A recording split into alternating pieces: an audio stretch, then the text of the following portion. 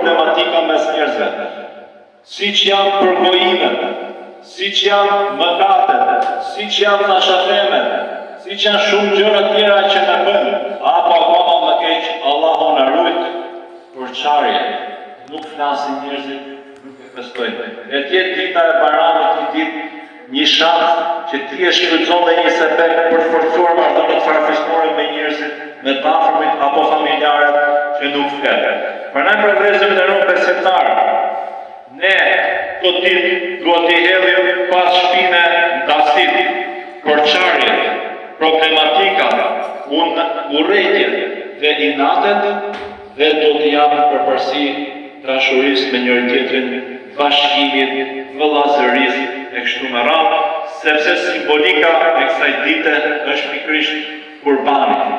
Në kurban ne nuk sakrifikojmë vetëm gjën e gjatë.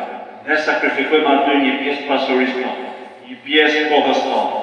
E tjetë kjo ditë për të bërë kurban egoizmin tonë, e të shërbej kjo ditë për të bërë kurban dasit, problematikat, egoizmat dhe që çka tjetër urrëtiet e inatet që ne kemi.